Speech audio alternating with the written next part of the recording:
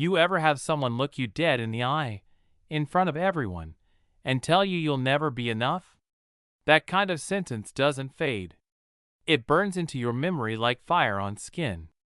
Mine came on a Saturday night, when the woman I thought I'd marry decided to humiliate me in front of her friends. My name's Ethan. I'm 30 years old, I work in finance, senior analyst at a mid-sized firm downtown Chicago. I make decent money, not rich, not broke. I drive a 2015 Honda Accord paid off. I live in a small apartment with a view of Lincoln Park. It's quiet, simple, mine. I'm telling you this because everything that happened, every heartbreak, every cruel word, started with money. I met Lena 3 years ago at a friend's birthday party. She had this smile that could make a room feel smaller. She worked in marketing for a beauty brand, made around 55 grand, and carried herself like she was born for more. From the start, it felt easy. We split bills, cooked together, talked about trips we'd take when we saved enough. She never cared about my car or my place. She said she liked that I was grounded. The first year was everything. Long walks, late-night tacos, cheap wine that tasted expensive because we were happy. I thought I'd found my person, but around 6 months ago, something shifted. It started small. A comment during a travel show. "Wouldn't it be nice to go to the Maldives instead of Michigan?" I laughed, said, "Maybe when I make VP." She didn't laugh, just stared at the screen. Then came the Instagram scrolling. Designer bags, engagement rings, luxury vacations. She lingered on those posts longer than before.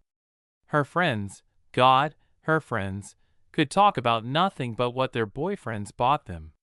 Tiffany bracelets, Cabo trips, leased BMWs. Every time we got home from those nights, she was quieter, colder. Then the distance came. Short replies, canceled plans. "I'm tired." Friday date nights became every other week, then once a month.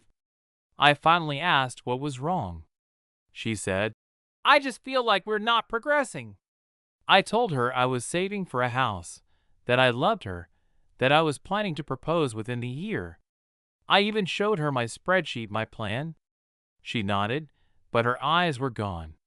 That's the moment I lost her, not because she stopped loving me, but because she started loving the idea of someone richer. 2 weeks later, she invited me to her friend's birthday dinner, an expensive Italian restaurant downtown. The kind of place where you can smell the price tags before the food arrives. She barely looked at me when I got there.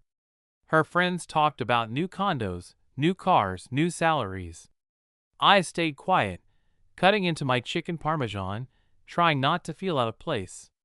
Then she laughed and said, "Yeah, well, Ethan's still driving his college car." The table went silent, then filled with that awkward, pitying laughter people use to cover discomfort. I smiled. "It's paid off. No debt." She rolled her eyes. "That's not the flex you think it is, babe." I excused myself, went to the restroom, splashed cold water on my face. Told myself she was drunk, showing off. I could talk to her tomorrow when she was sober. But when I came back, I heard her. She was leaning toward her friend, voice low but not low enough. "I just don't see him ever being at the level I want. He's comfortable being mediocre." That word, mediocre.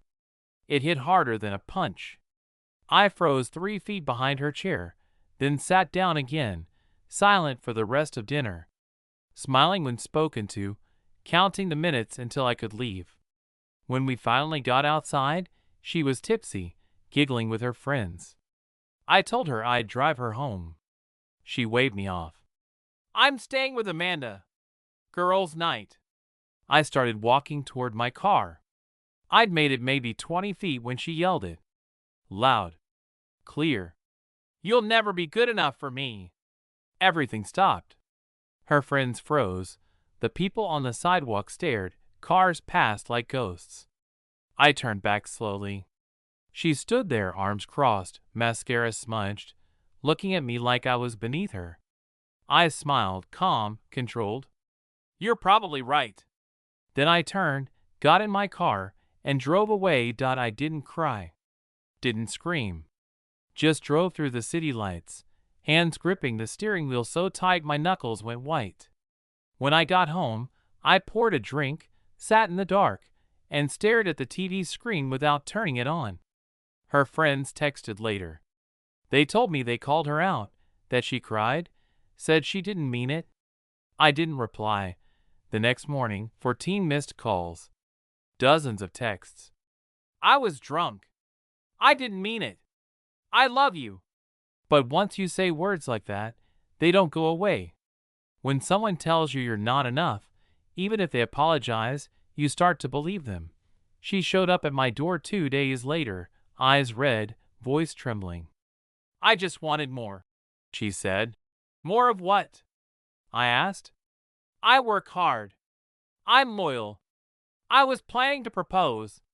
I don't know, she whispered. Everyone else is leveling up. And that's when I understood. She didn't want me. She wanted the idea of what I could become. She wanted the version of me that existed in her head, the one who could buy her a new life. I asked her to leave. She begged, said she'd do anything to fix it. I told her I needed space. She cried and walked out. A week later, her friend called me. Ethan, you're not gonna like this. She's been seeing her ex. The one who cheated on her. The one with the Porsche and the Rolex and the 6-figure bonus. They sent me a photo. There she was, wearing the blue dress I bought her, laughing with him at some cafe, like no time had passed. I didn't feel angry.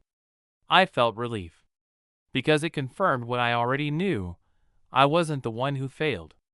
I was just the one who didn't fit her fantasy. A couple weeks later, another call. Ethan, she's dating him again, her friend said. She posted about it. I told her I was happy for them.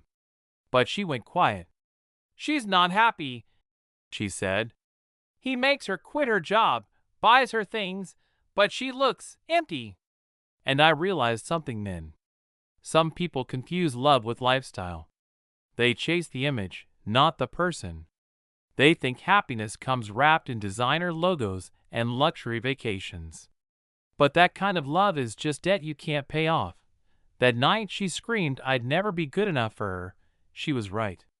Not because I lacked anything, but because she was never looking for love. She was shopping for status. And that's one purchase I'll never make again.